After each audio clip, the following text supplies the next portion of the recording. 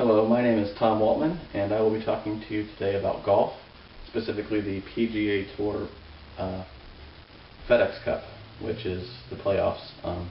It takes place over an 8-month period. You have the regular season and then the playoffs. Now the difference in that is, the way the FedEx Cup works is you have points. So if you win a tournament, you get a certain number of points. If you're in the top 10, you get a certain number of points. And that takes place over all the tournaments throughout the season. The playoffs, the points, you get a lot more points if you win than you would during the regular season. So it allows you to really move up or move down in the standings. One thing about the FedEx Cup that's important to note is that it's not bigger than a major. It is bigger than some tournaments that the golfers play. What it really is it's a summary of that year, those players, and how they've performed. And it's also a big pot of money. It's $10 million to the winner of the FedEx Cup. So it's a big boost for the bank account. The FedEx Cup has only been around for 3 years.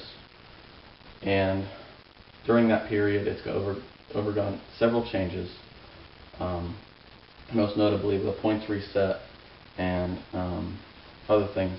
In the past, it's gotten a lot of criticism because, some of the players who, you may not have to be the best player in golf that year to win the FedEx Cup or to be, a top 5. But anyway, this 2009 year for the FedEx Cup, it comes down to you have your regular season and then you have your playoffs, which are 4 tournaments. Now these 4 tournaments are the Barclays, the Deutsche Bank Championship, the BMW Championship, and then finally the Tour Championship. Now these 4 tournaments are spread over 5 weeks, and you basically have an off week after the 3rd tournament, which is likely to change next year. Next year they're looking at moving the off week to be between, you have 2 tournaments, an off week, and then 2 more tournaments, and then that'll be it. This year you have 125 players from the regular season points go into the playoffs. And now, at this first round at the Barclays, those 125 play, and then only the top 100 move on to the Deutsche Bank Championship. Now, the Deutsche Bank Championship, you have 100 players, and that gets dwindled down to 70 players. So 70 players move into the 3rd round, the BMW Championship. From there, those 70 players, 40 of them get cut, and only 30 players move on to the final Tour Championship. Now, one thing that's new this year, which has gotten a lot of criticism and certainly could have worked out different ways, is that the points are reset. So through the 8 months, you have your regular season points that are cumulative, and then you have your playoff points for the first 3 tournaments, and those are cumulative. They're added onto the regular season points, but you get more points for winning in the playoffs than you do in the regular season. Now what they did is they took those top 30 players and locked their seeds. So your number 1 is number 1, 5 is 5, 30 is 30th, and they reset their points. This makes it, they said, the whole point was to make it a little bit more interesting at the end. That way you wouldn't have an obvious winner of the FedEx Cup before playing the Tour Championship. Now it does not mean that all the players are set to 0 and then it's a free-for-all, no.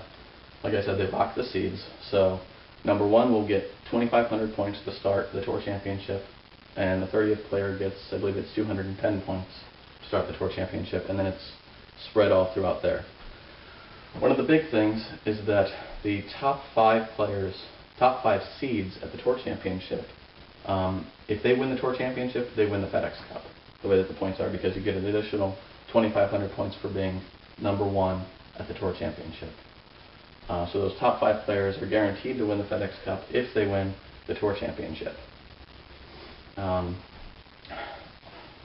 reason that they do the point reset is to give all 30 players a chance to win the FedEx Cup, but that's unlikely because, if the 30th guy wins the Tour Championship, you basically would have to have the lowest ranked players win, have the highest, the best rankings at the Tour Championship, which isn't really going to happen, most likely. Did not happen this year. So really, your 6th to 10th seeds are not guaranteed the FedEx Cup by winning the Tour Championship, but they do have an excellent opportunity. For example, if your number 1 and 2 slot are not in the number 1 and 2 slot going into the Tour Championship, if they're not in the number 1 and 2 slot at the end of it, then if the 6th seed ends up winning the Tour Championship, it can win the FedEx Cup. I mean, the points work out that way. But let's say that the 8th seed wins the Tour Championship, but the number 1 seed gets 2nd place. Well, points are going to work out so that that number 1 seed guy is still going to win the the FedEx Cup rather, despite losing the Tour Championship. And that's kind of how it worked out this year. Although it was not a 6th to 10th seed, it was a 14th seed. Phil Mickelson won the Tour Championship this year, and it really worked out because the FedEx Cup was given to Tiger Woods, who was the number 1 seed. He was arguably the number 1 player in golf in 2009.